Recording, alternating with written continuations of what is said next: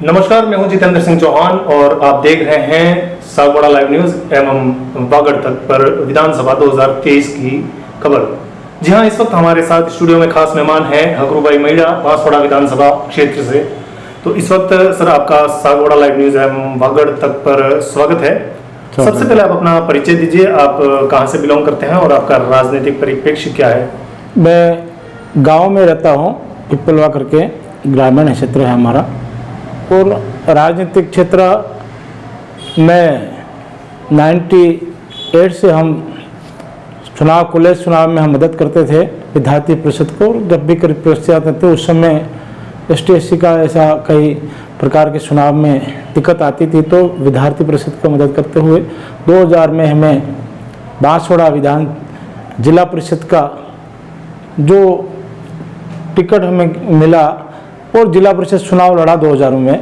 तो उस समय से हमें राजनीतिक क्षेत्र में काम कर रहे हैं। जी, तो जैसा कि आपने बताया राजनीतिक परिप्रेक्ष्य आप बता रहे हैं, जिस तरह से पिछले विधानसभा चुनाव में आपने जो चुनाव लड़ा था, आपके सामने कौन थे और कितने मतों से आप चुनाव हारे थे? क्योंकि पिछले विधानसभा चुनाव में एक बागी तौर पर भी विधायक के जो दावेदार थे उन्होंने चुनाव लड़ा था, उसके बारे में भी बताया। पिछले 2018 का चुनाव हुए जी, मैं बांसवाड़ा विधानसभा के प्रत्याशी के रूप में भारतीय जनता पार्टी की तरफ से उम्मीदवार था जी। और पार्टी ने हमें निःशुल्क से पूरी तरफ से जनता ने सहयोग आशीर्वाद दिया जी। और हमें जनता ने 70,400 मत हमको प्राप्त हुए हैं जी। और किसी कारणवश हमारा एक भाई था वो बागी हो गया था जी। और बागी की वजह से हमें जरूर नुकसान हुआ है, लेकिन इस बार ऐसा नहीं है। जी। इस बार जो अर्जुन सिंह बामणिया ने बांसवाड़ा की जनता को जिस तरह से एकदम दुकान खोल दी, जी। एक ही काम किया उसने, विकास बेटे से मिल लेना, और बिना विकास बेटे ने पैसे लिए हुए कोई काम नहीं किया। जी। तो भारी भ्रष्टाचार बांसवाड़ा में हुआ। जी। विधायक के नाते इस क्षेत्र की जनता ने उसको सुना, लोगों में आशा थी कि आदिवासी मंत्री है, जनजाति मंत्री हैं और जनता बांसवाड़ा का विकास करेगा। जी। लेकिन उसने बांसवाड़ा का विकास नहीं किया, उसका घर का ही विकास किया।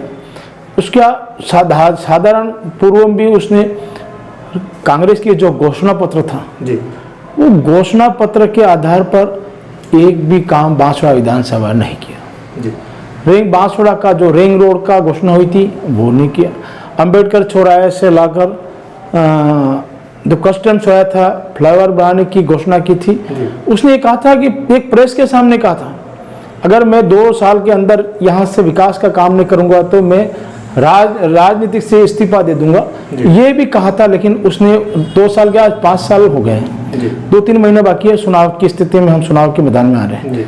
लेकिन 5 साल के बाद भी उसने 1 रुपये का काम नहीं किया। ना जो ग्रामीण क्षेत्र में ऐसे झूठ बोला कि मैंने रोड सैंक्शन करवा दिए, रोड बन गए हैं और गांव वालों को, लेकिन वो रोड भी स्वीकृत नहीं हुए, ना PWD का हुआ, ना माई विभाग का विषय है। माई विभाग में भी उसने कहा था कि माई का पानी मैं आबापुरा क्षेत्र में किसानों को महेशपुरा तक ले जाऊंगा, वो भी नहीं हुआ। उन्होंने कहा कि अब आबापुरा क्षेत्र में उसने कहा था कि मैं पंचायत समिति बढ़ाऊंगा, वो भी नहीं हुई। आबापुरा को कहा था, उसने कहा था कि मैं पंचायत समिति के साथ साथ में जो कॉलेज खोलूंगा, वो भी नहीं हुआ।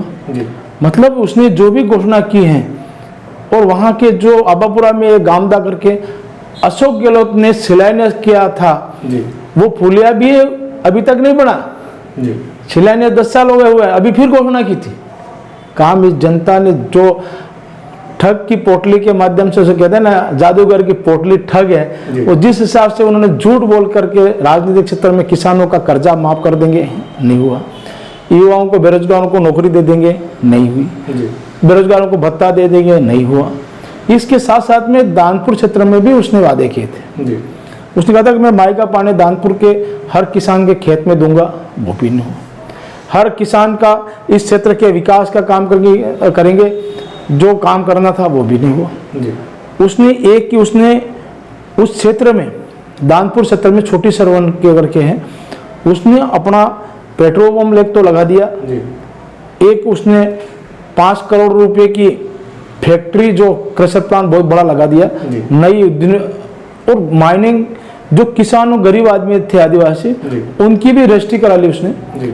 इस तरह से उसने गरीबों के साथ शोषण करने का जो काम किया है। मतलब कुल मिलाकर आप ये बताना चाह रहे हैं कि उन्होंने जो विकास के दावे किए थे, विकास तो कुछ नहीं हुआ, पूरा विकास उन्हीं का होकर हाँ, रह गया। उनका रह गया। आप भाजपा के प्रबल दावेदार के रूप में बताए जाते हैं। पिछली बार भी विधानसभा चुनाव में काफी कम मतों से आप हारे हैं, क्योंकि अगर आपके सामने बागी तौर पर अगर धन सिंह रावत जो चुनाव लड़े थे वो नहीं होते तो आप निश्चित तौर पर चुनाव जीतते हैं, चुनाव जीत जाते कोई हैं। और दिक्कत जिस तरह से अभी देखा जाए तो लोगों की जो निगाह है भाजपा के विधायक दावेदार के तौर पर आप पर टिकी हुई है, और पार्टी अगर आपको टिकट देती है तो आपका क्या मैनिफेस्टो रहेगा, आपका क्या धारणा, आपकी क्या रहेगी विचारधारा? जो जनता की भावना के अनुसार जी। बांसवाड़ा इतना बड़ा क्षेत्र हमारा जनजातीय क्षेत्र है।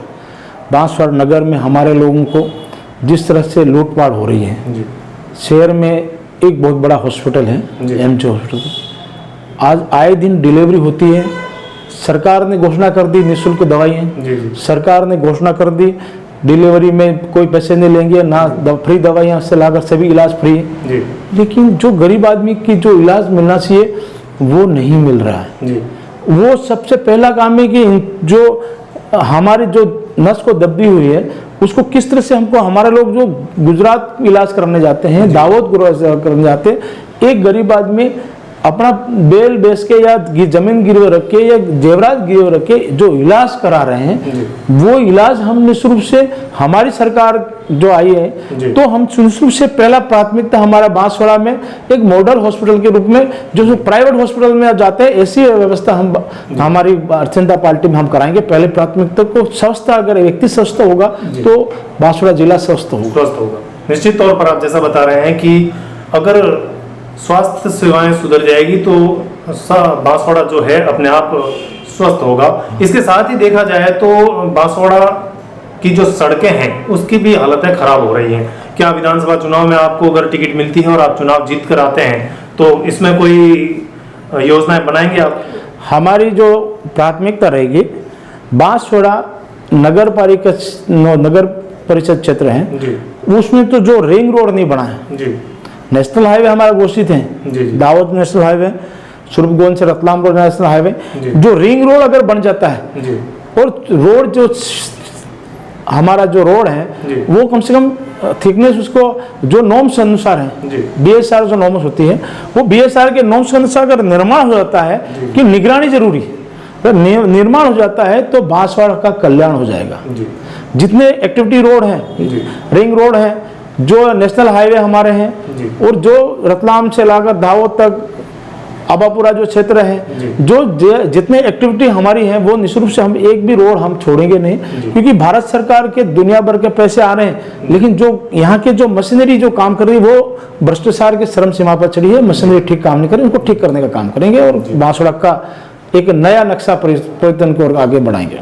निश्चित तौर पर जैसा कि आप बता रहे हैं बांसवाड़ा का जो नक्शा है नया एकदम आप तैयार करेंगे, और बांसवाड़ा इस वक्त संभाग भी बन चुका है, तो काफी पूरे संभाग की जो जिले हैं, जितने भी तहसीलें हैं, जितनी भी पंचायत समितियां, सभी की निगाहें बांसवाड़ा पर टिकी रहती हैं।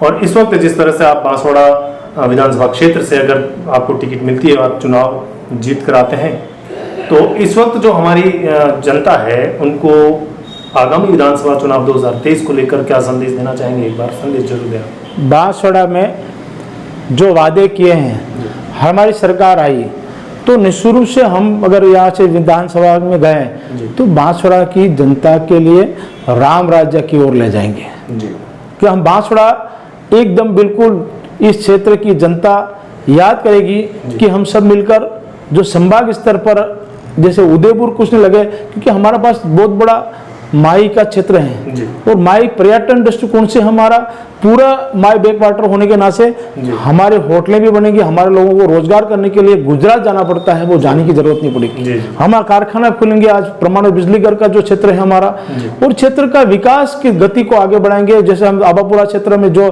पंचायत समिति नहीं, वहाँ पंचायत समिति खोलने का प्रयास पूरा खोलेंगे, और निश्चित रूप से वहाँ जो महाविद्यालय नहीं तो उसको महाविद्यालय भी हम खोलेंगे और क्षेत्र का विकास को सर्किट बनाएंगे।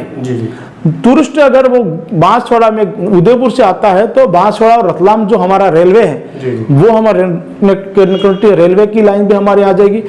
तो विदेशी टूरिस्ट हमारे आएंगे तो हमारे यहाँ के लोगों को कहीं बाहर जाने की जरूरत नहीं, उनको यहाँ स्थानीय स्तर पर रोजगार मिलेगा।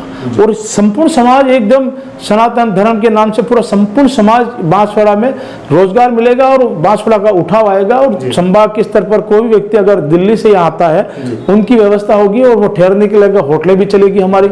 होटलें में साथ साथ में जो कृषि विभाग का जो क्षेत्र है, कृषि क्षेत्र में हम आधुनिक किसान को कृषि आधार पर खड़े करेंगे। इन्होंने तो भ्रष्टाचार किया, लेकिन हमारे निश्चित रूप से किसानों का जो भारत सरकार की योजना है, किसानों को जो सम्मान निधि भारत सरकार ने दिया, किसानों की जो भारत ने देश के प्रधानमंत्री नरेंद्र भाई मोदी ने प्रधानमंत्री स्वरोजगार के माध्यम से दुनिया भर के जितने भी योजना हमारे लोगों को, गरीब आदमी जो जितना युवा पढ़े लिखे हैं उनको नौकरी मिलेंगे, जिसको नौकरी नहीं मिले उनको उद्योग की ओर ले जाएंगे और निश्चित रूप से छोटे कुटीर उद्योग लगाएंगे तो सबको रोजगार मिलेंगे और रोजगार देने का भी काम करेंगे। जी, तो जैसा कि आपने देखा अभी हम भाजपा के जो प्रबल दावेदार हैं विधानसभा बांसवाड़ा क्षेत्र से हकरू भाई मेड़ा, उनसे हमने मुलाकात की। उनके जो सपने हैं इस बांसवाड़ा क्षेत्र को काफी आगे ले जाने के हैं और पिछले विधानसभा चुनाव में आपके सामने बागी तौर पर जो चुनाव लड़े थे उनकी वजह से आप काफी कम मतों से चुनाव हारे हैं। अगर इस बार विधानसभा चुनाव में आपको टिकट मिलती है तो आपने जो सपने बताए हैं बांसवाड़ा विधानसभा क्षेत्र के लिए, निश्चित तौर पर आप उस पर खरे उतरने की कोशिश करें। और इसी आशा और विश्वास के साथ आपका बहुत बहुत धन्यवाद। एक बात मैं और कहना चाहता हूँ कि जो पानी हमारा क्षेत्र है जी, माही का पानी गुजरात जा रहा है 40 टीएमटी पानी जी, और माही का पानी जालोर वाले मांग रहे हैं जी।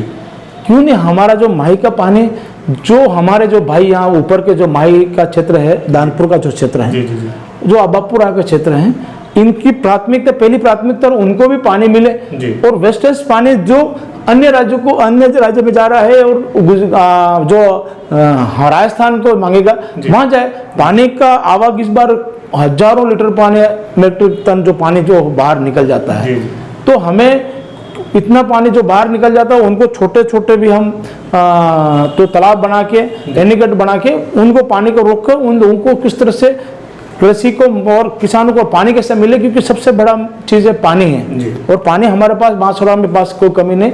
उदयपुर संभाग में सबसे ज्यादा बड़ा बांध है तो बांसवाड़ा में है। और बांसवाड़ा में माई का क्षेत्र जहां जहां नहीं पहुंचा, हम पूरा हाई लेवल केनाल के माध्यम से उनको शिक्षित कराने का पूरा प्रयास करेंगे, उनको दिलवाने का प्रयास करेंगे। केंद्र सरकार से बात करके, नरेंद्र भाई मोदी से, और हमारे राजस्थान के जो मुख्यमंत्री बनेंगे उनको लेकर हम दिल्ली तक ले जाएंगे और उनकी अपने बात को, इस क्षेत्र के हर व्यक्ति को खेत में पानी पहुंचे, ऐसे हम योजना बनाने का प्रयास करेंगे।